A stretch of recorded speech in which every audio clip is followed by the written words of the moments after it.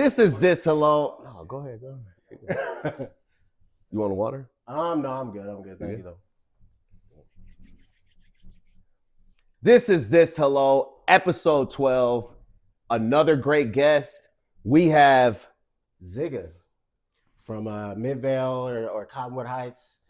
One of the Utah natives. Been going back with this dude for 15 years now in this scene, so it's going to be a good conversation. Yeah, for sure. And the reason I brought you on, Zig, is there's a lot of history here. There's a lot of history with what you've done in the state of Utah, what you've done with music. When we talk about artists and we talk about their discographies and we talk about their vaults, right? Yeah. I know a lot of artists, they have pride in their vaults, right? Of course. A lot of artists, they have music that's unreleased that maybe very few have heard. And they keep those close, and they're like, "Man, when I drop this, like it's gonna, it's gonna shake the world." Talk to me about, and let's start from the beginning. Yeah. Zigga, talk to me about Zigga as a kid. Okay. Your childhood growing up and your connection to music. Yeah, I mean, music's always been a big part of my life as far as an influence. From the time I was a kid, I always played like instruments, right? So early on, I think it was third grade, I started playing trumpet and all that. And from that time forward, I was writing music. And I think something that's rare that you don't always see, I kept that music. I still have that. I still got that in the vault. So from the time I was about 12 years old to the time of now, I got all the music I've written essentially, which is thousands and thousands of songs. How it came to releasing music was a lot longer of a transition. Probably the first few albums I made are never going to see the light of day. You know, those are for me. But that was part of the process I needed to feel confident enough to then actually start releasing music. So that didn't come later. That didn't come until our era. But music was always a key piece of who I was and what I was doing behind the scenes, if that makes sense. Yeah. Talk to me about, you're a child, you know, there's so many avenues children have when they want to decide what they want to do in the future. You know, if they want to be an artist, if they want to be an actor, if they want to be a police officer, if they want to be a lawyer. There's so many avenues and aspirations, right? Yeah. What made you choose music and this art form? That's a good question, man. It's hard to narrow down because it almost feels like it chose me. Like, you know what I mean? It felt obvious to me from my position that was what I wanted to do. And I always used to tell people that when I was younger, I'd be like, oh, I feel lucky because everyone's like, oh, what am I going to be when I grow up? And I'm like, I already knew I wanted to make music, you know? And so it feels like almost like, it sounds corny, but like meant to be, you know what I mean? That's genuinely what it felt like. And I think that's become now, it's been internalized. It's a part of me. And so like we were talking earlier, it's like, I can't stop making music, man. I'll go crazy. Like that's how I process emotion. That's how I process my life. So I think it just became a part of me, man. It just became internalized. I think that's with a lot of artists, though. I don't think that's different than most people. Most people, I think, eventually reach that point. I was just lucky to get that at 12. You know what I mean? So you started at 12? Yeah, 12 is when I would say I wrote an album. This was like, man, this is right after I moved to Utah. Was in when I was 12, right, from California. And so once I got here, I was kind of like grasping for some identity as essentially, right? And so this was kind of my first project that I felt like was an album that I could put together, right? Corny as hell. If you heard the lyrics, you'd be like, damn, man, I could tell you were 12, you know. But from my own development stage, that was important for me, you know what I mean? Because it laid the groundwork, and now I follow a similar formula now. You know, I make the beats first. I follow, you know, and all that was developed off that first project and trying to figure out what worked the best, you know. So I think that's important for artists to know, like, your first project ain't supposed to be perfect, man. It ain't supposed to be that. It's supposed to be reps, you know. It's like you do, like fighting, bro. You know, you don't go in there with no training, you know. You gotta train first. You gotta prepare for that shit. So that's really what those moments are, and you gotta embrace that shit. When you think about your childhood, what are some things you think about as far as, you know, like flashbacks and you know, maybe some friends you had back in the day? I mean, I think I was happy, man. I was a happy kid. I was a nerdy kid. I was smart. You know what I mean? It's like I always was the in between. You know what I mean? It's like if people would have problems, I would be the one that was in between them, being like, nah, man, like he's cool because of this. He's cool because of that. You know, and I think that translated throughout my life. So when I look back, a lot of the times, man, it's like I was kind of the bridge between friend groups, you know, more than like essential to the friend group, you know. And in some ways that's isolating. In some ways you're like, damn, okay, where's my little group, you know? But in other ways, it's advantageous. You meet a lot of people. You can get around a lot better when you're that way, you know. There's none of the weirdness that sometimes goes with cliques and shit like that. Like I didn't have to deal with that, you know. And so yeah, I think in a way it was lucky, but at the time I often felt kind of lonely when I was a kid, you know, because it was like, all right, I got all these friends, but who are my best friends? Who are the ones that are here all the time? You know what I mean? So it was a double-edged sword. It worked out, you know, it worked out. But what city did you grow up in as a child? yeah. So Berkeley, California, Oakland, California is where I grew up. So I went to school in Berkeley. I lived in Oakland. I lived in Berkeley too for a while. But that was so different than Utah. You know, it's like some real town shit. Yes. And like, but that's the thing though. I was young, man. I moved here when I was 12. You feel me? So like, I was seeing that shit happen, of course. But like, it's not like I was off the porch, you know, at that point in my life. I was just more witnessing. I was watching what was going on, and the difference was big. You know, when I got out here, and it was kind of like I noticed a couple of things. One, there's competition there all the time. There's a million rappers. There's a million people. Out here, there was not really that in the early 2000s, you know. So I saw that and I was like, all right, cool. I could really make a lane here that it would have taken probably risk and effort to do in California that I don't know if would have worked out. Here, it's a little easier to build that infrastructure, you know. So I think I noticed that early. But I feel like California is my home, if I'm honest with you. You know, I love Utah. I love it here. My kids are here. But when I think about where I grew up and where my home is, that's California. You know, that's the thing. I don't think that'll ever change, to be honest. I think it just shaped too much of me. Did you ever have like a shock factor when, and you just kind of mentioned this, when you moved from California and you're coming out here, like, was it different from like the kids being different? Was it like, what was the difference? I would say that there was different levels of maturity, right? It's like in California, it kind of forces you to grow up quick. So by the time I was 12, there were people already gangbanging, already like in the streets. I think there was one girl who got pregnant, bro, at like 13 or something like that. Damn. Yeah, so like it was like a different world. And then coming out here, it's like all this. I didn't know about Mormons really before I came out here, you know. So when I got here, it was like, oh, you can't swear, you can't do this, and I was like, oh, that's what y'all are worried about. Like we're worried about a whole other thing out there, you know. Yeah. So that was definitely a shock. But I always tell people this. I think in a weird way, it benefited me because I'm adaptable, right? So when I came out here, I was different enough to stand out, but I was able to fit in enough that I didn't ever feel like I was like outcast for real, like where there was just nobody, you know? And so in a weird way, it kind of ended up being a positive thing coming here, even though you are correct. It was culture shock is like the term, you know? Yeah, exactly. And that was definitely true for me, for sure. And so you're growing up here, you've got the culture shock, you have different friends, you're going to a different school. Talk to me about high school Zigga and that journey from being a young teen, you know, going from being a child, right? To now you've been living here in Utah for some years. You're going to high school now. Talk to me about that journey. Man, I was a menace, bro. I can't even lie, bro. High school Zigga was not someone you want to hang out with or be friends with. Like, this was a problem. And I think part of that was the culture shock. You know, I think that was definitely a big piece of why I felt like lashing out, you know. But that's not a part of my life really that I visit a lot because it was crazy back then, man. Like a few things about me, like I have most of my charges were as a minor, you know, and it was from that point in my life that was all going on.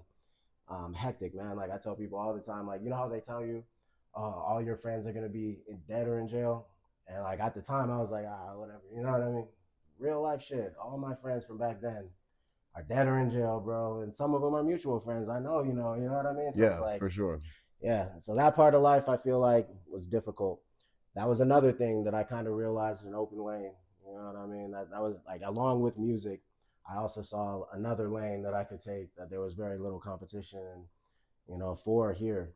And that was a mistake, I think. I think a lot of us we're overconfident about how we get through that. I got lucky, man. You know what I mean? I don't attribute that to me. I attribute that to just I was blessed, you know. But a lot of people did not make it through that shit, bro. And that is rough. Yeah. Right? So you're one of the very few, right? That from that era, that was doing what we were doing at the time. Yeah. That made it out, you know. So I'm cognizant of that. I try to think about that now. because like I got to do something with that. You know what I mean? Like it's like it would be a shame to not take advantage of the fact I'm still here when a lot of people would love to be here that ain't here no more. You know, so yeah, I do think about that a lot. It sounds like you have a lot of blessings. For sure. Like you've got like a guardian angel watching over you. And we'll get a little bit into that more into the podcast, because there's a lot of stuff that, for sure, you know, maybe some other people wouldn't have made it out of. Yeah. Right. But I want to stay here. Your high school Zigga, you're a menace, right? At this time. What I've noticed is a lot of kids, especially coming from another state, I don't know if it's that they feel like they have to prove that they're from somewhere that you know, it's a subtle undertone. It's a subtle pressure, you know, of like for instance, I always tell people this. When I came out here, the number one questions people would ask me are you a gangster? Are you a rapper? Are you a basketball player? Within 3 years of being here, I was a gangster, a rapper, and a basketball player, you know? And that was never a conscious decision that I made at a certain time. But that's the undertone. That's that slight peer pressure, you know, that expectation that's placed on you. And that definitely weighs on someone, especially a young person, man. Like, you know, I'm 12, I'm 13, so I'm not thinking the way I would be thinking about it now. Like, oh, these people are influencing me towards that. It just felt like, oh, that's what you're supposed to be. You know what I mean? And so I was like, bet, I could do that, you know? So that's definitely a real thing. People make it like jokes, I feel like, about that. That's a real thing, man. The peer pressure definitely, and assumptions definitely are powerful. Yeah. So you're in high school, you're playing ball, you're in the streets. Got kicked off the team because of the, oh, talk to me about that. So you get kicked off the team. Yeah, man. I mean, see, this is what I mean. Like, it was bad, man. Like, there was a point. I went to Olympus High School.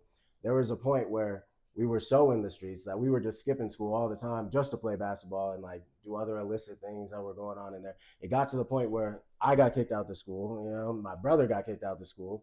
And not biological brother, one of these close friends that unfortunately didn't make it through what we did, you know.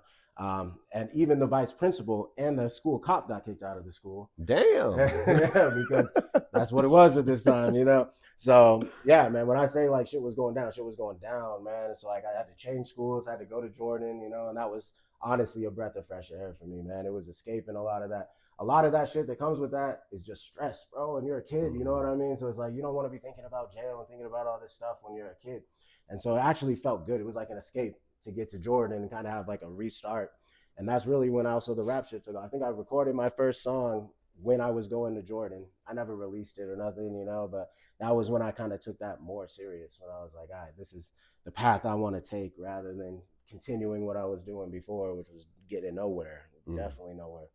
Except jail, you know, or death, unfortunately. Yeah, so you go from Olympus, which that's on the east side, right? East side, bro. East side, all up there tucked to the mountain. Yeah, and then you go to Jordan. Yeah. Right? And for some in today's time, right? You would think. Those are great schools, right? Yeah. But you're here and, you know, you're doing what you do. Do you see a difference from Olympus Zigga to Jordan Zigga? Like, for sure, different versions. I would say it gave me an opportunity to like you know, like Jay said, allow me to reintroduce myself. You know what I mean? That's kind of what the opportunity was. And so when I got there, I knew I was like, there's certain things I'm not going to talk about that from the last school while I'm here. You know, I'm just here now. You know, and that helps me. That worked in my favor. I was able to play sports, but it was fucked up. So at the time, I don't know if they have this rule no more. But if you switch schools halfway through the year, you can't play sports for another year after that. So they banned me my entire junior year because like at the time they were trying to stop kids from transferring and going to multiple different schools to create super teams, basically, you know. And so I couldn't play sports. So I also had to fill time with something else. And that's also where music came in. I was like, I bet. Let me focus all my effort into that instead of trying to make the basketball team and the football team. And it worked out, you know, it did for sure. It gave me the reps I needed, you know, later. Who are you listening to at this time that made you want to step in the game, that made you say, you know what, I want to make music. I'm an artist now. Who are those artists that you kept on repeat? Man. I feel like the first era, right? Because I think of like rap and music in general is eras, like different, almost like kingdoms, like the person who's on top, you know, and the branches that go off from them. So I think the first era that really made me a fan was the early G-Unit era, the early 2000s, like, you know. Damn. Yeah. So that was the first time I was like, all right, this is something cool and interesting to me now, you know. And then that was probably around like 11, 10, because they started really, I was born in 91. They started really 2001-ish, that era, you know what I mean? And then by the time I moved out here, it was moving on towards more, I guess that's like early 2000s still, but it was still moving on. I was a big M fan, a big Snoop fan. It was mostly West Coast music. Tupac was a huge influence on me. Huge. And there's ways we'll get into later about that I haven't even told you yet that are going to be interesting to talk about. But yeah, man. So mostly it was West Coast music at that time. And then there was the East Coast artists that I would like lyrically, like Styles P, I always used to fuck with heavy, man. People who were like lyrical on, but also on some street shit. DMX is another one. I feel like, man, I always wish my voice sounded like DMX, you know what I mean?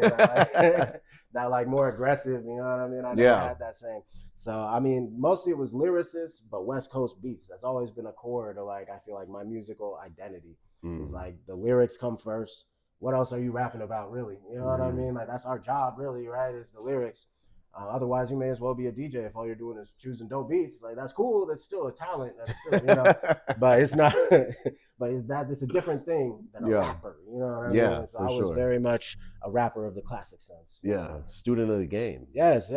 I liked that shit a lot. Oh, some other like local people, like, and later in life, I feel like the last people I was like a fan of before I became a musician was like the Wiz Khalifa era, you know what I mean? And like SoundCloud rap, that whole era was kind of, as I was coming up, they were coming up. Yeah, you know? for and sure. That was like the last time I felt like a fan and not like a contemporary to those people. You know? You know, we're talking about you growing up through high school, you've graduated. How many songs do you have out? Are you pushing music at this time? I only between friends, you know what I mean? It's like, and back then, you know, it was pre-DSPs, so there was no streaming. The only way you could get your music out was on CDs. So I would be giving away CDs and shit like that, but I definitely wasn't selling CDs. It wasn't like marketing for me yet at that point. Were you burning CDs with the marker on this? Bro, I still got them. I got to show you, man. I still got them. Like the old ones from back in high school and shit. They're still at the crib. So yeah, I was meticulous about that shit. That's how I started making albums. Was like, it was like a physical thing that I made. You know what I mean? I would make the artwork. I'd draw it myself sometimes. You know what I mean? Slide it in the sleeve just to see what that shit looked like. You know what I mean? So yeah, hell yeah, CDs for sure. So you're selling CDs. You're an entrepreneur, right? At this point, yes, but I wasn't taking money serious. You know what I mean? It was really just for like I'm a rapper. It was like proof to myself. You know what I mean? That this is what I am. This is what I can do. And I think when you're young, that identity building is important to attach to that. So it was way more about that than it was about money. But I will say, made good money doing that shit too. One thing I tell new artists, these streaming platforms, they're paying you fractions of a cent for every play you get, right? Now you can do things to influence that and get more plays, but your money, your overhead from the music itself is still limited by that unless you're stupid viral, right? Whereas when we came up, we could go buy 1,000 CDs for $1,000, $1 each, and go sell them for $10, you know? So it was much more like available, the funds to you. You controlled that, right? Now they control your money through the DSPs for better or for worse, you know? Yeah. And so it was a different world, man. It was different. And the money was much more cash flow than exactly, it is now, you know?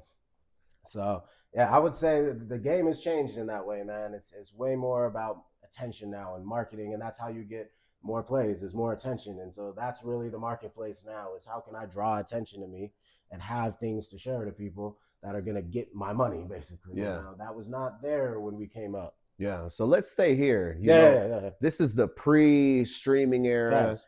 This is probably the beginning of internet social media. Yeah, it's 2010, 2011, right? You know, this is maybe even in those MySpace days. Yep, MySpace early on.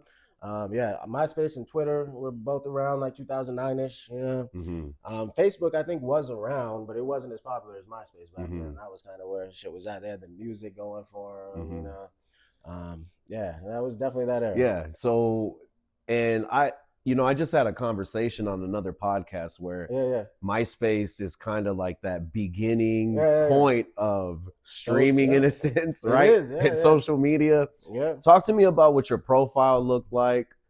Man, I think at the time I I had that Rich Boy on there. You know? Yeah. That's what I think I was bumping on as yeah, my like because you had one song. song that as soon as you click, so it was Rich and Boy. it would come. Yep, it was Rich Boy right away. You know, I think it was called like Good Times or some shit like that. I can't remember which one. But yeah, man, that was the days. I think I still, before they shut down MySpace, I still had my MySpace. You know, you could go back there. Back then, I called myself Young Zigga instead of Zigga. You know what I mean? So I still found it. There's songs on there actually. They still have the interface if you go look for it. So like you can actually see the songs that I released on there as Young Zigga, but you can't play them no more. They got rid of their like actual back end storage. Oh, okay. So you can't actually play the songs, but you can see the ones that were up there. It's crazy, man, to go back. You know, a lot of people don't know that even in those MySpace days, you were actually coding. Oh yeah. That's what people were doing. Yeah. Low key, that was the introduction. I think for a lot of people to coding, it was simple coding, but like to pimp out the shit, customize it. That's what you were doing. You were messing with the back end. So you're putting music out. You're digital Zigga now, right? Yeah. You're on the internet, and you just made a good point of before streaming. You know, music was really given to you in a physical form, right? CD, whatever it was, even tape. So you're giving that music over to somebody. You're getting money in return, cash on delivery, cash in hand, right?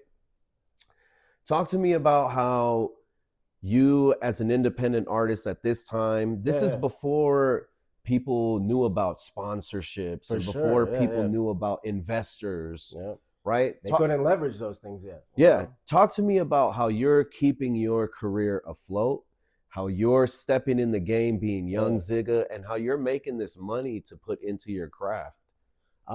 Two ways, legal and illegal. You know, as far as the legal ways, I always had a job, man. I always told people that. I was like, why would you turn down money? Basically, you know, you go work somewhere and you get money, you can invest that in yourself, especially when you're young. You're not paying hella for rent. Like I had a good situation set up. I was like, all right, I can take 6 to 8 hours out of my day, make good money, bring it back here, and then on top of that, sell CDs, and on top of that, make more money, and on top of that, network. You know what I mean? But you always have to have basic income. You have to have that as an artist. Otherwise, your whole motion stops, bro. Your whole motion stops. You have to be able to continue pushing.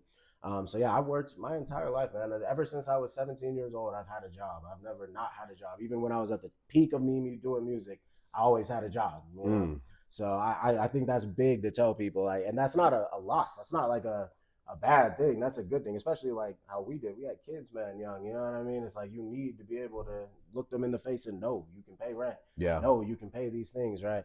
So yeah, I think that's big for everyone, man. Like, don't think because you got to fund this from something other than music that you're failing at making music. That's not how it works.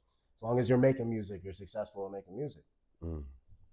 So you're digital Zigga, you're moving, you're getting the funds in for your craft. I want to talk about how, and a lot of people don't know this, you are actually a pioneer in and maybe one of the handful of artists that had an actual media group. Okay, let's talk about Elm. And let's talk about how you got together with a group of friends and you guys created an actual company. A production company. You know? This wasn't something that was like you know, just some guys handshake deal. No. You guys had a legit business LLC put together. Talk to me about that. For sure. So Elm, that stands for Evan Lee Moore. That's one of my early business partners. Still love you, brother. I'm still doing this thing, by the way. Still making movies now and shit like that. He had a Super Bowl commercial, right? Crazy, yeah, right? He That's did. Crazy. That is. So basically what happened was I was in probation at the time. Back then, shit was wild for me. And I met someone named Bo. Shout out Bo. He knows who he is too. And he knew Evan, you know, and they were trying to start up Elm at the time, you know, and it just happened to be perfect timing where I was finally starting to like record, but I was like, this ain't gonna work with me recording. I didn't know enough at the time and I needed a studio and they really needed an artist, you know, and so it just happened to be perfect time. And the first day I went over there, we made 3 songs together. One of them ended up being Waiting in Vain, which was kind of like the first kind of thing that kind of blew up here locally. And when we met, we just knew right away we shared a vision. We shared the end goal, you know, and we thought of it differently. At the time, he was a skier, you know. It's like he was thinking of it more from the film aspect. And he knew that one of the easiest ways to get into the film industry is through music videos, through that type of thing. I was thinking of it through the music sense. And I was like, I'll never be able to make my own music videos. I'll never be able to do that without this production company. And so we came together. And at the time, like I said, I worked. So I was also being able to contribute income into the business. And that was kind of my end, you know what I mean? It's like, all right, I can contribute to this. And I was willing to help with things I think a lot of artists don't humble themselves enough to do, bro. I did a lot of the back end shit, helping build the literal studio, you know, taking it from a pigeon coop to a recording studio, because I knew in the long run, I'm gonna benefit from this. By helping now, I got a studio now, you know what I mean? So I would do a lot of that shit. I did a lot of the filming that we would do together. We used to film this thing called Biz Days, man. We would film everything we fucking did all day long, bro. I don't know what happened to that footage, but that shit would have been gold for sure to drop now. For sure. There were some crazy things going on. If you have that footage, I hope so, man. Yeah, make sure you send it over. Yeah. It's interesting you just talked about Biz. Yeah. Because let's stay here. Yeah. You know, we've got several groups at this time that are blowing up, that are starting to make some noise. Yeah. We've got Franchise Dilemma, right? Coming up at the same time. Which was a group of artists that had gotten together. Yeah. Tay Crew, Hoodie Jer, White Hate, Young Bosna. Shout out all of them, man. Yeah. Bosna too, I still see him all the time. Yeah. Shout out Bosna. Great guy, great artist, still on the grind. Yeah. He actually just gave me a hat to walk out for my fight. Hell yeah. Yeah, and so good dude. But there's this collective of artists, Franchise Dilemma. You guys are Biz, right? Yeah. What keeps you from wanting to join? Because at this time, I think Franchise was like heavily recruited. Oh, yeah, right? for sure. Yeah. I think they had a bunch of people, because they had a whole big group, you know what I mean? Like in Biz, it's really just me as the rapper, you know what I mean? Yeah. There's a bunch of street dudes around me, but it wasn't like there was a bunch of rappers. It was me, and then eventually Bentley started rapping, you know what I mean? So he was part of that. But yeah, man, I guess what kept me from that is that I already had this other thing going on, you know what I mean? So like, it wouldn't have felt like natural for me to be like, oh, now I claim this when Biz was before music, you know what I mean? So it's like that was already in me. So that's really why. But that's the thing though, at the time too, it was different, man. Like there was much more competition among like these groups, you know what I mean? It's like in a weird way, I thought of them as my contemporaries and like as people I was against, you know what I mean? Like if I'm in the NBA, these are the other teams. You know what I mean? It's like, so that was kind of my mindset. I wasn't trying to, you know, nowadays in the NBA, it's common that they'll team hop. You know, you know, I'm more Kobe. I'm staying Lakers the whole time. You know? And I was just gonna say that is for as long as I've known you, you've always had this Kobe approach. Oh yeah, bro. And that's what I've respected from you is you've always had this approach of it's me versus I don't care if it's the 2010 Celtics. Big fact. I don't care who it is. You, me, on the court, we're going at it. And we're gonna meet. We're gonna see. And bro, it's crazy you say that because that is literally where I learned that from was Kobe. For sure. I was just obsessed with the Lakers at the time, growing up in California. You know, early 2000s. That's what was popping, right? Yeah. And literally, I studied him, man. And I was like, all right, what languages does he speak? Oh, he speaks Spanish and Italian, and, you know, and English. Like, so I learned from him that effort matters, man. Before I studied Kobe, I was underestimating the power of will. The power of willing something to happen, you know? And Kobe really instilled that in me. I was watching him make shots and I was like, man, he willed that shot in the hoop. You know what I mean? That wasn't just natural talent. That was like, I believe it's going in that type shit. And I tried to internalize that. And that's why I wrote so much. That's why every day I was writing songs, no matter if I was dropping them or not, you know? It's because that process was important. I learned that all from Kobe. So it's interesting you say that. It actually makes me happy that did translate. You know what I mean? That people notice that shit. Because I definitely took my time to try and emulate that.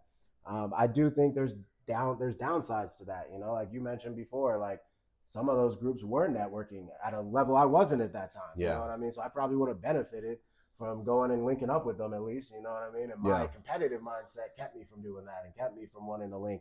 So there's downsides, but I think overall it creates a fire in you that it sticks. You know? Yeah, for sure. And the reason I asked that is I noticed a lot at this time of Zigga, when you were dropping music, you were really locked in. It was like you were making music 2 a.m., 3 a.m., 4 a.m. It didn't matter. You'd go to work, you'd handle what you need to handle, come back, straight back to the booth. and you were cranking them out. Oh yeah, man. It was almost like you were like, you may have more things than me, but you can't work harder than me. Yes, and I kind of like naively thought that was going to translate. You know what I mean? In a way that I don't think is real anymore. I don't think that effort by itself equals success. But at that time in my life, the reason I was so obsessive about that shit is because I thought, oh, this will be undeniable. You know what I mean? If I can show through this work and get the talent I think I can get, that will translate to something that's undeniable. Now, unfortunately, in the real world, you need leverage. You need, you know what I mean? There's other things involved. You have to have talent. You have to have the drive, but you also have to kind of get lucky. You have to kind of, and you have to create luck. You know what I mean? You have to create those moments and collaborations. And so I think sometimes it worked against me, you know, that feeling. But I mean, you are correct about the underlying like thesis, which was essentially outwork everyone, and that would be my proof. You know what I mean? Maybe even if it doesn't work during this lifetime, eventually that will be proof that outlasts me. You know what I mean? If you look back in the time in like the timeline, right, and you see 20,000 songs out of somewhere, that's going to be noticeable. You know what I mean? Even the future generations. So that was my thinking at the time, you know? Yeah. So your Zigga Biz, you guys got Elm, you guys are having success in the city. You're living out the dream. Talk to me about, and let the viewers know about the project. Yeah, the project, man. People don't really know that you were trailblazing at a pace that this needs to be reiterated, and this needs to be history that needs to be taught. You went from having the production company to you guys had your own building in downtown. Yeah, man. So, and it was kind of odd how it happened, you know. But basically, we outgrew. Like all of the early part was in Evan's house, his house, you know. So that was kind of our headquarters at the time, and then shit ended up happening where that could no longer be the case through one event or another, and so we needed a new kind of home base, and we got a really good deal. Now the downside to the really good deal is that we knew up front that building was going to get demolished eventually, you know. So the reason we got it so cheap is because we took advantage of that no one else wanted to rent it, because why would you invest in something that you know is going to get taken down? Well, we knew it was a short-term investment. So for us, it happened to work perfect, right? Yeah. And this was kind of like, if you think about it in today's terms, this was kind of like a content house. You know what I mean? That would be the modern equivalent to what was going on then. And so we threw shows there. We had like meetings there of executives. We had a little skate park in the back part. You know what I mean? All of our recording studio was there. We had people that were blowing glass upstairs. You know what I mean? It was exactly. You could come there and you could do your little niche project, and it could be a home for you. You know what I mean? We're around other creatives, and I think that was unique at the time. Now that's how it works. You know what I mean? Now that's what everyone's doing. But yeah, I do think we captured something during that moment.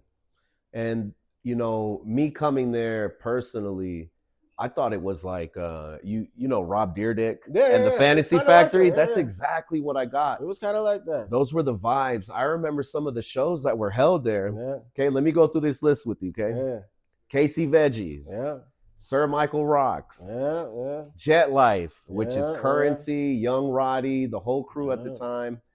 Fora was in there. Fora, yeah, man, it was a little moment. Like, it was cool too because it was pre a lot of the commercialization, you know, so it did feel like hanging out. Like, that's where I met Dizzy Wright, you know what I mean? We took him there before the show we were throwing at the complex, and we took him to the project first. That's how I got that verse, because we were in a studio, you know what I mean? So it was easy to get that set up. So without that, it's hard to convince someone unless you got it right there. You can do it, you know? So I think it kind of gave us an advantage in a way.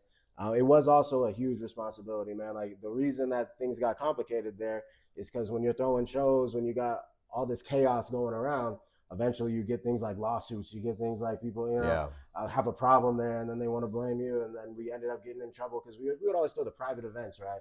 So it was like, all right, you can come through here as long as you're on the list. And that kind of gets around a lot of like regulations in the city. They don't like that when you can figure out how to get around regulations in the city. So little things like that it caused problems with. But overall, I think it was definitely a moment. It was definitely cool at the time. It's definitely history. Utah history as far as music goes. We just hit the fact that it was pretty much a content house. This is before social media platforms are looking for influencers to live in a content house. And they didn't dominate yet. No, you guys were trailblazing. So we go from having Elm to having the project. You guys have a lot of success. You guys are at the top of your game right now. Yeah. One of the biggest moments I remember you being a part of, and I'll always remember this, and I think the people need to know this, is you did the show with Nipsey Hussle. Yeah, with Nipsey, right? Man. And Nipsey Hussle, rest in peace. Yeah, R.I.P. He had his situation, but at this time, this was early, pre-victory lap. This was Nipsey. Early. This was before people even knew. Yeah, back when they thought he was Snoop. Yeah, right? They thought he was Snoop. Yeah. So talk to me about that experience and some of the crazy, bro. It's crazy because like when I look back on it, at the time it's harder because you don't know yet the context in the future. You know what I mean? So like at this time, I'm thinking, oh, this is a dope new artist. Like we brought him out because we liked him. We were fans, you know, but we didn't see what was coming. We didn't understand that yet. You know what I mean? So at the time, we were just like, all right, this is a person we personally like. This is a person in our budget to throw this show. This is a person who will come here. That was kind of the math at the time, you know.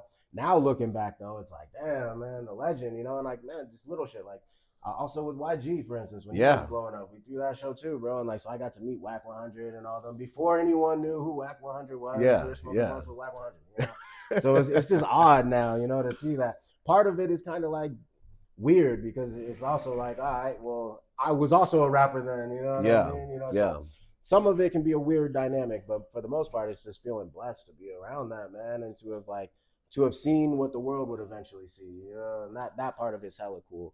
For sure. Being able to show my kids that, be like, oh, fuck with Nipsey, look at this. Nipsey, know? So that kind of stuff is hella cool. It seems like through your journey, you've been able to stumble across historic moments. A lot of people don't get to tell these stories. Yeah, for sure. You know, YG, Nipsey Hussle, owning a building in downtown, coming up through the ranks in a city that you weren't born in. Nah, not at all. Which is a tough task because you don't really have those connections of friends, of people you grew up with, right? You have to forge these connections. Gotta find them. Talk to me about what kept you as an artist, being a rapper, making your music, versus wanting to go into the streets. I think mostly it was self-preservation, man. Like I was seeing the shit that was happening around me, and I was like, that's not something I want for my life. I don't want to be in and out. I don't want, you know what I mean? Those aren't things that were interesting to me long term.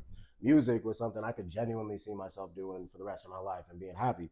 So it was easy. It was an easy choice. The harder part is actually making that happen and making that transition. And one of the unfortunate parts is when I did make that transition, a lot of people in the streets don't come with you, you know, they don't follow you that way. There's a reason why I'm here. They're usually not here, you know, and it's frustrating sometimes because I was telling them back then, stop doing that and come with me and go do this, you know. But you can't control other people's decisions, man. And that's something you got to accept. In order to make that decision for yourself, you got to know there's a cost to that. And it's leaving some people behind that aren't willing to go up with you, basically. So you've got a lot of success. You're at this point where you guys have this building. Let's fast forward a few years. Right? Talk to me about, you know, we've been talking a lot about ups, ups, high points. For sure. And I know you. Talk to me about some of those low points you went through. For sure. Where, you know, you guys don't have the building anymore. I think you and Elm kind of went different ways. For sure, mutually. But sure. You guys split, and you know, it's not really easy splitting from a partner. Not one like that you live with, you know what I mean? That like it was like a brotherhood more than a business partnership. I mean, those were tough times, bro. That's all you can say. And like a lot of it was self-inflicted. So one of the things I did early in my life was have kids, start a family, and really be involved with that and choose that, you know what I mean, over the music oftentimes, you know. And I think that is what originally put the wedge in between what was happening. At the time, that definitely disappointed my brother Bentley, you know, like he was definitely on the come up at that time and needed someone like me to be there. And I could not compromise my kids in that way. I had to be there, you know. And so I think part of it was them realizing that I had other priorities now, that like, they couldn't necessarily rely on me the same way that they could before. And so I never really had regret over that, because ultimately I feel like I made the right decision when it comes to my family and like the people I love. At the same time, I understand that that did impact them as well, you know, and that's why I say it was mutual, you know, like this was never something where I didn't communicate that to them ahead of time. They knew what it was, you know, they knew what was going to happen, was I was going to have to pull away, focus on family for a while. So that's just kind of, it happened in a way that I think was probably the healthiest way that a dissolving of something that was cool and was big can happen. That being said, it does create doubts. You know, one of the things I didn't realize at the time is I figured I could manufacture the same kind of like opportunity again. You know what I mean? I didn't necessarily know at the time how special that was that I was cultivating, you know?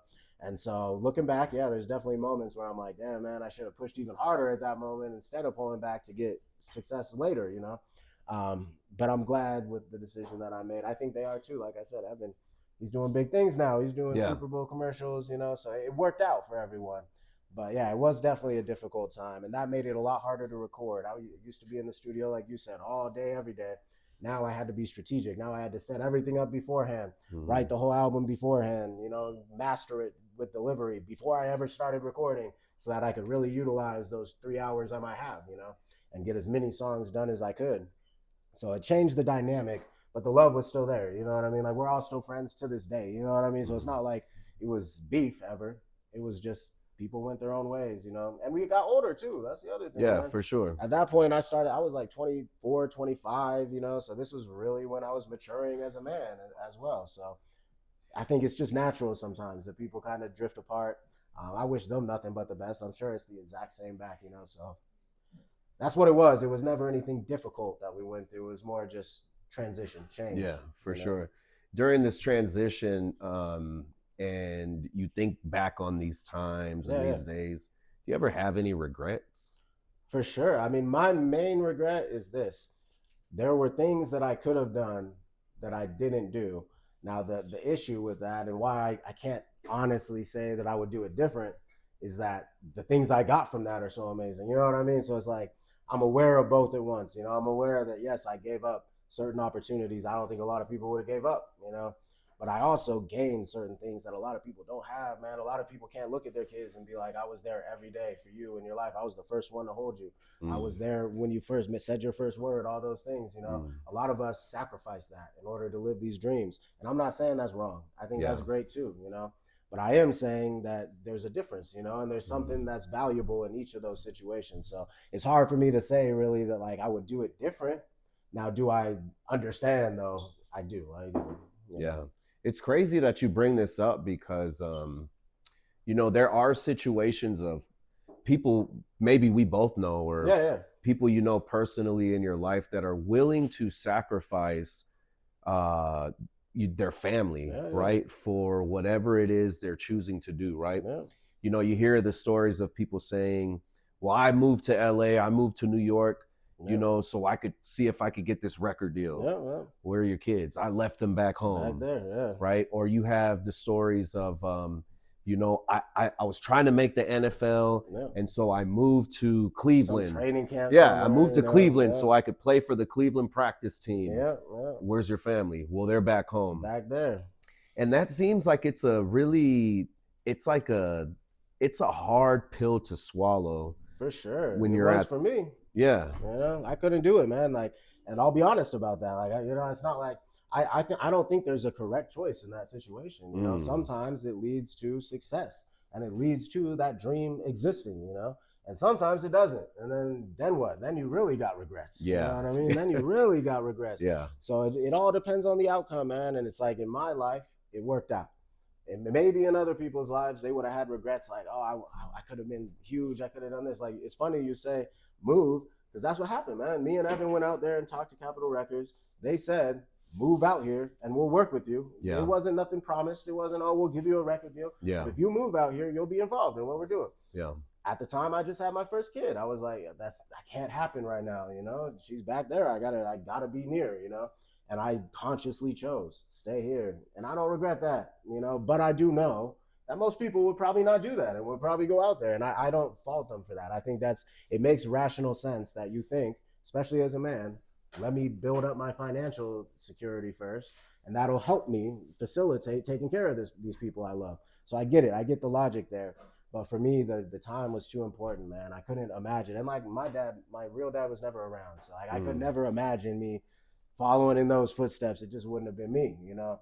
So I don't know. I'm reluctant to say that one way is better than the other, if that makes sense. Yeah.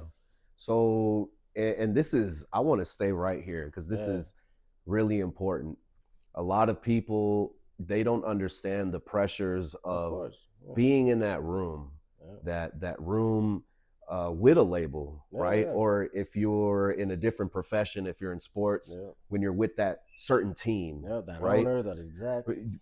Or if you're a lawyer, when you're in that certain firm, right? And you're like, this is real, like it's really happening. Talk to me about, you know, some of the things that go through your head when you're in those label meetings. How do you feel? Do you feel like you've made it? Like, what are those things going through your head? I mean, it's definitely like a feeling of like, wow, I can't believe this is happening, you know? But like, man, I was, especially with Capitol Records, I was like, man, the Beatles recorded here. You know what I mean? I'm like thinking that those are thoughts in my head as I'm seeing people, you know? We had like an intern at the time. That was like our in. Was he had already done that, already moved out there, you know, and was doing an internship unpaid for Capitol Records. That's how we got that little in. So it was interesting because I saw the dream, but at the time, man, I wanted to have my own shit going on, like, and we had that kind of with Elm back home. And so in my mind at the time, I was like, all right, look, I could come out here and I could be just another California rapper, or I could be out there and I could be one of the founders and I could be one of the people that helps birth the city and puts Utah on the map and does those things, you know. And like, to be honest, I knew that probably wouldn't translate to fame and fortune, but it does translate to what we see now in Utah, which is a lot of rappers out here doing what we were doing back then, you know, and being more successful than we were at it, you know. So I think in a way, I valued that more than I valued being just another name in Capitol Records roster. You know? Yeah. Did you ever feel like you had a weight on your shoulders from representing Salt Lake at that time? Yes and no, because like you said, I was an outsider. So like I had the weight, but it felt like almost like it wasn't mine to have, you know what I mean? And I always made a point to rep Utah. You know, I could have done the thing that a lot of rappers did back then and been like, oh, I'm really from Cali though, you know, and do that whole fucking tap dancing game. But nah, man, I was just like, no, it's Utah. That's why I named the album Big Cottonwood. That's why I called it, you know, Lake Bonneville and shit like that. Yeah. It was to rep here. Yeah. So I did feel that weight, but it was more a weight that was kind of like given to me, I feel like, rather than me taking it, you know? Yeah. And, you know, with your discography, for those, the viewers out there that, you know, they get curious and they're like, well, let me look into Zigga because this story is pretty intriguing. Talk to me about the album titles that you get, because you just hit it right now. Lake Bonneville, Big Cottonwood, Little Cottonwood coming, you know? Right? So where does that come from? So man, I like to me, a project is like, it's like an artifact. It's like staking a moment of time, right? And so I want something that's going to relate that project to where I'm from, to my identity, to who I am, right? And so I chose Lake Bonneville because at the time, you know, I was learning about Lake Bonneville in school, you know, and this is way before I ever even dropped the album. I knew I was going to call one Lake Bonneville, you know, and I learned about how there was a giant lake here, you know, that it flooded everything up and that over time it evaporated, became the Great Salt Lake. And I thought that was a cool concept, that everything used to be flooded underwater, you know, and that's what I wanted to do, was flood the city with my music, you know what I mean, and get that shit out there. So I was like, bet, I'm gonna call it Lake Bonneville. You know, it's the flood, it's the new flood. Yeah. As far as Big Cottonwood, it's because at the time I lived right on the base of Big Cottonwood Canyon. And for the last few years, actually, you came to that house. Right by Little Cottonwood Canyon, you know. So that's when I decided I was gonna make that one. But really, it's just landmarks, bro. It's just like leaving little time capsules. It's like what the Egyptians did, bro. They built the spires. What are they called? The obelisks. Those were like landmarks, you know. Those were like, and that's kind of what I do with my albums. I wanted to immortalize Big Cottonwood. I wanted to immortalize Lake Bonneville and Salt Lake. So that's why. That was my thinking, you know. So you in your journey as a man, you know, we've talked about how you grew up. We've talked about you being an artist. We've talked about you being successful. We've talked about your low points. We just talked a little earlier about you running into death, Right. And some of these close moments you've had, talk to me about that incident we were just talking about. Yeah, man. And how that's affected you. For sure. Yeah. I mean, forward. there's been countless times, I'm a lucky person in that way, that I tend to get out of those situations, but this one in particular was definitely life altering in ways I didn't see at the time. I crushed my face with what's called a scissor lift right here, broke my nose, both my orbital bones. At the time, I thought it was way worse because of the situation I was in. I essentially pinched my face and the back of my head between cement and metal on the scissor lift. So either way I went, it was going to be breaking bones, and I risked it and I broke the bones on my nose up, and it broke 2 places here. So later on, though, is what it caused now, which is this eye issue, man. So now you'll notice I got cataracts in that eye. And that sucks, man. Not being able to see, that's something I think people take way for granted. You know what I mean? The ability to have vision and hearing and all these things that some people live without their whole life, But it's been a major adjustment for sure, to be blind essentially out of one half of my face.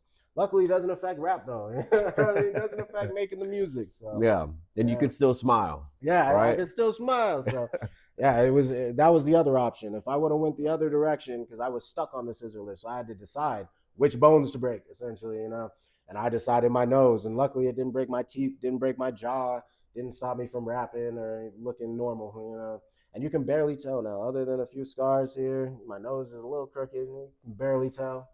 It's just the eye that got fucked up long term, and that's gonna be fixed. So, yeah, that's crazy to think that you were faced with a decision on what mattered to you more moving forward, right? Yeah. Should I go forward with my eyesight? Yeah. Should I go forward with my speaking? Yeah. Even hearing? Like, you literally made a second's decision on what was important to you. For sure. And I can't say it was conscious, you know what I mean? Like, now I can look back and be like, all right, I was doing this calculus.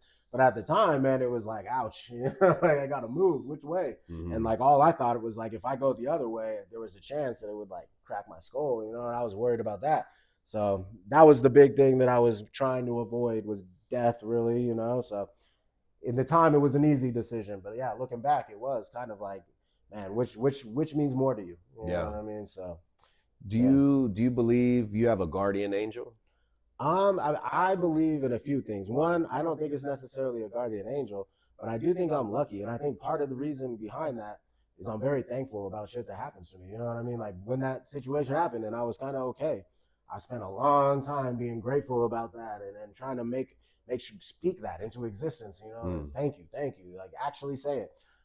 Just because I feel like that gratitude makes you more conscious of your luck. It makes you more conscious of the moments where this good consequence happened when it could have been that bad thing. And the more you're conscious of that, the more lucky you feel, the more lucky you are, at the end of the day.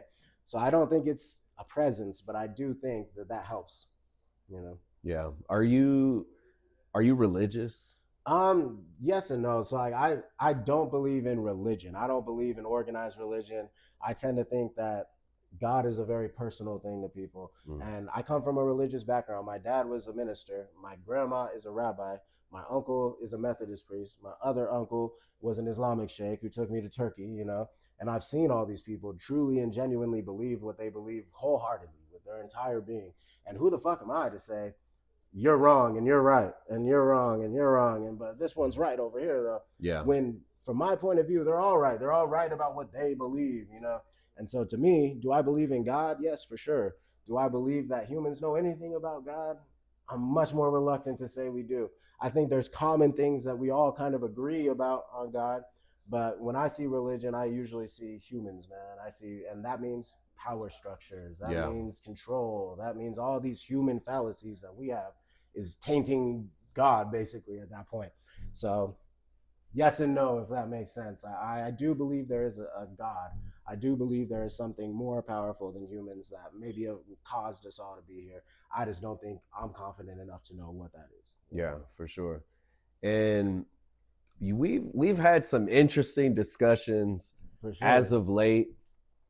I kind of want to shift this conversation over to that, for sure. I've never really seen you as politically aligned with any party. For sure. I do see you have certain beliefs. You've even called me out on some stuff, right? For sure. And so talk to me a little bit about how you in this age now think about politics, politicians, and just what are your beliefs on the whole system? For sure, man. So, I mean, obviously it's a big topic, but as far as like to sum up what I believe in democracy. That's very important to me that people have a voice in the government that rules them. I believe in helping each other. I believe that that's an important part of our society is to acknowledge that it's a society, acknowledge that the things we do affect other people and that those who have can help those who don't have. I think that's very important. Like I said, I was raised in the Bay. I was raised in what's called Unitarian Universalism. It's a kind of religion that essentially has no credo. It has no like beliefs you have to believe in. But one of them is social justice and things like that. So like my uncle was in the Black Panthers, like the original ones from Oakland, you know. So I have that revolutionary side in me as well. I would definitely say I'm a leftist. I'm definitely left leaning when it comes to policy. A lot of that comes from personal things in my life, right? Like I have gay parents, you know what I mean? It's kind of hard to be homophobic when you got gay parents and you hear the normal shit when you're growing up, like, oh, if your parents are gay, you must be gay. Like, I got 3 kids to say otherwise, you know what I mean? And especially in hip hop, you get that stigma a lot where it's like, it's it's hyper masculine. Masculine, yes. And so I think I've always fought that instinctually. You know, I've made a point. I've been in Slug Mag a couple of times talking about this stuff, you know. So I have always been political, but definitely the current moment makes me more vocal about what I'm saying, you know. I do think that one thing that trips up a lot of people is parties. I think people get confused by that. Like parties are names of organizations. They're not ideologies. It's the ideologies of the party that you can either agree with or have problems with, right? It's like when people say, are you a Democrat or a Republican? Like I'm neither. If tomorrow the Republicans were more left-leaning ideologically, which they were back in the day, I would be a Republican, you know? So it has nothing to do with the name of the party. It has to do with the underlying ideology behind it, right? And what I'm seeing currently is fascist ideology. What I'm seeing currently is essentially authoritarianism draped in a package of making things better, and it's causing chaos, man. And so that's why I've been more vocal. That's why I'm sure some of you out there I've talked to, you know, before about this stuff. Is because of that, right? And I have a lot to lose out of this, man. I got a lot to lose. Not only are my parents gay, not only am I Black, I was also raised Jewish. So like the family that I was not adopted into, but my step family, they're all Jewish, you know. It's like these things affect me. They matter. You know what I mean? So I think that's lost sometimes when people talk about politics. They think of it as this game. It's like, you know, they don't see the human part of this. You know, that my dad can't come back here right now because of shit that's happening politically. That's fucked up, you know? So that's the kind of stuff that I care about. You know? When you look online and you see all the different types of rhetoric from both sides, a lot of people wake up in the morning and one of the first things they do is go on social media, right? It's horrible for you. How do you keep yourself in a sane state of mind where you're not letting those things affect your day? And what are you consuming that makes you say, you know what, I got to speak up on this? Yeah, for sure. So, I mean, I think that's a good point. I think a lot of us stress ourselves out following it too closely because ultimately you're pretty helpless. You know, it's like you can have your own beliefs, but we really have very limited ways to actually affect change on the world in the way we want to see it. We can vote, you know, we can be involved. See, one thing you do beautifully, man, is you get involved with all these civil things and duties, really, you know, that a lot of people don't even know they're supposed to be doing. You know what I mean? And you actually go out and do that shit. Most people don't even know that shit exists, bro. So they get frustrated. They get very like upset by it because it feels like no matter who you choose and what you do, things are bad for you. You know what I mean? And so it's very difficult, I think, for people to step back from that and take a look back and like be like, yo, sometimes you're friends with someone and that goes deeper than the ideologies people believe in, right? That's hard for people. It's hard for me sometimes, you know what I mean? Sometimes I see shit online and I'm like, nah, you know, I gotta say something. So I don't know. It's hard, man. I think the best way to do it is to try and get as close as you can to seeing both sides as not demonstrably bad, you know what I mean? But to try to understand why they feel the way they feel. Even if you think what they feel is bad or evil even, you know, you still have to understand how they got there in order to fix it. Otherwise, they're just complaining and making it worse, right? Yeah. It's like if you want to actually fix how they feel, you got to address why they feel that way. And I think what's happening right now is a lot of people, they genuinely don't realize that they're falling for like fascist ideology and shit that we've tried before 100 years ago and failed miserably. And they don't see that because they don't have the history there. And so when they see people, especially on the left, unfortunately, being very aggravated towards them and calling them these names, which even if it's accurate, they feel personally attacked. They don't understand. It's like the ideology that they're attacking, right? Yeah. And so it creates this conflict, man. And it's hard for me to see a way out of it, to be real with you. It's hard for me at this point because we have social media. We've got all these amplification methods. We have very few methods that like calm people down and make people more reasonable. So I don't know. I don't know what the fucking answer is. I do know that it can't continue on this way much longer. I do know that. But as far as the answer, not for me to say. It's in the air. Let's stay here and talk about, because I sense a lot of passion when you talk about this subject. Do you ever see yourself running for office? Do you ever see yourself representing your district? Or it's tricky, man, because like, would I be good at that? Yes, I probably would be good at that, man. I'm not afraid to speak in front of people. I'm not afraid to have outspoken political views, and I can articulate them well. Mm-hmm. The thing that I wouldn't be good at is like to be a politician. There's certain lifestyle things that kind of I don't mesh well with. My past and history doesn't mesh well with. I got a criminal history. I got things like that. Now, some may argue, so does the president. So apparently it doesn't. Hey, you got a chance. You got a chance. But I don't know. For me, anyway, it's hard for me to envision Zigga the rapper being a politician. But I do have the passion enough to want to be involved in canvassing, to want to be involved with other things that I do. I'm very involved in, for instance, in the debate sphere, like on the internet and whatnot. Like I'm a known person in those communities, and I'm going to be more involved in that. I think one of my next projects is going to be along those lines. I'm going to definitely create essentially some content to review debates and stuff like that. So will I be involved? Yes. Will I be the actual face that's running? Probably no. And that's strategic. It's hard. I'm not the most electable person in the world. Yeah. So we've talked about music, we've talked about politics, we've talked about entrepreneurship. Let's talk about the future. For sure. And let's talk about AI. Right? You see AI everywhere. Man. It's part of our daily lives now. Oh, for sure. It's integrated. It's I always think of like when you have your phone and most people, they used to have to read books and they used to have to research information right at the library. Now it's at the palm of their hands. Right there. But it's funny because they still don't look at it. Yeah. They still ain't doing it. Yeah.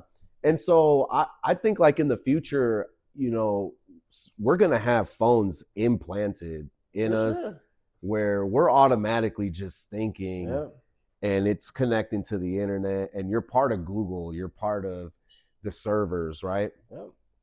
Let's talk about music and AI. For sure. I mean, there's a lot to talk about with music and AI, man. And like people, I think, have two opposing sides on this, very similar to politics. It's either like team AI, you can use it for whatever, or I hate AI, get it away from me. I think it can be more nuanced than that. I think that AI is a useful tool for some aspects of a creative process, aside from the creation part. You know what I mean? So some examples of that: marketing. AI can definitely help you with marketing, how to zero it in on which demographic, on which group. That's very helpful with AI. Things like promo images, you know what I mean? Like if you just need to make a flyer for something, and I know a lot of artists, they don't even have money to be paying for that. I mean? It's like there's no other way to get it besides AI. So things like that, I will never fault someone for. Now, things like using AI in the creative process, I have mixed feelings about. There's like maybe one exception. Sometimes, for instance, you'll want to sample a song, but that song doesn't exist that you want to sample. Like, let's say it's very niche. I want to sample a 1940s German jazz song. You know what I mean? Yeah. Jazz was illegal in 1940s in Germany. You ain't gonna get that. So what do? You make AI make that shit for you, and then you can sample it, right? Yeah. So some things like that I could see being part of the creative process. The thing I highly dislike is when people change their voice with AI and use reference tracks. We talked about that earlier. Yeah. So a lot of people don't know what a reference track is. A reference track is where a songwriter will create a song. They'll rap it themselves. They'll record it and everything. And then they'll send it out to other artists. They're essentially shopping the song. And then that artist label will buy the song from them. And then they will give it to an artist, you know, and that artist will recreate the song. So some very famous examples of this, like Esther Dean is a great artist. If you guys look up on YouTube right now, Esther Dean, you'll see a bunch of reference tracks on there for very famous artists that you probably didn't know she was the one who made that song originally, right? So now what AI is doing is when people are making reference tracks and they're sending them to artists, instead of having to re-record it, they can just digitally change the original reference track's voice into their own voice and then only add ad-libs or only add extras to the song, right? So stuff like that I feel like is unethical. Stuff like that I feel like is stealing in a way that, as long as you're using it not for the creative process, is not the case. But overall, I'm terrified of AI, man. I'm terrified of how integrated it gets, because like you mentioned, it seems inevitable that eventually the internet's going to be integrated into us. And I'm seeing right now a whole bunch of people whose critical thinking skills are degrading because of the internet, where they're not able to think clearly about the things that they're seeing. And I can only imagine that's worse when you think it's your own thoughts telling you this instead of the phone. You know what I mean? Yeah. So it's terrifying to me to like think of that reality, but it's here. You know, it's here, and I don't know if there's putting it back in the bottle. Yeah, for sure. It's like if it's a part of you and it's telling you what to do as a human, how do you know what's real and what's not? Right. At that point, you're living in the fantasy. You know what I mean, you're part of the fantasy now. So that I'm terrified about. Now, I will say it's great also in the professional scene, you know, rewrite this email, that kind of stuff. I'll never be upset about that for AI. But yeah, everything has its place. I also think people don't understand necessarily what AI is. I think a lot of people think AI is something that's thinking and telling them answers based on thought.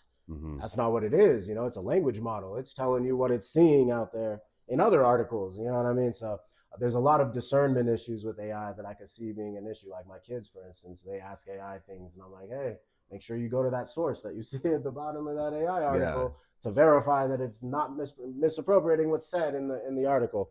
So that kind of stuff kind of worries me, man. Especially the kids. I think it's going to be challenging for them. Yeah, for sure. Because we had the internet growing up as kids. So now you have, you know, AI, which is 10 times that. Oh man, so much more powerful. Right. It's crazy. We went from dial-up to AI. We were lucky, man. We got both worlds. You know what I mean? We got to see both sides. And I think that's why now when you see a lot of like the polls about who handles like technology the best, it's our generation. Why? Because we didn't have to grow up enveloped in it. We got to opt in and choose and learn how to use it, right? Yeah. Man, I look at my kids, they've never not known the internet and not known streaming and not known TikTok and shit like that, you know? Yeah. That's the scary part. That's actually a good point you bring up, because our generation was more of the speaker to the language, and the generation now is more of that's their language. Yep, that they are. Right? We had to learn it. They were just born with it, kind of. You know? Yeah, it's native to them. I mean. And there's a big fear with AI, especially with people that are losing their jobs. Right. You have people in professional white collar spheres that are losing their jobs as, you know, receptionists or secretaries or even data entry. So AI's here. It's not going anywhere. You know, as a matter of fact, I had a homie who showed me a song and he was like, hey man, check this out, man. I got a feature with Tupac. And I was like, what? Like, oh shit, this is crazy, bro. Like I couldn't believe what was coming out the speakers. And it's scary because I wanted to touch on this too, is with the power of AI, you can create things that aren't actually factual. They're not real. The disinformation is crazy. Like you might see some videos out there that you're like, wait, what? Like he did what to a dog? And it's AI, right? Man, my kids have caught me a couple times with that. I'm like, oh, look, this is crazy. They're like, that's AI. What are you, dumbass? So yeah, man, it's real and it's getting better. That's the scary part. It's like right now, it's still detectable enough that once you know, you're like, oh yeah, here's this sign. You know, oh yep, I should have known basically. Soon, man, it ain't gonna be like that. Soon, it's gonna be indistinguishable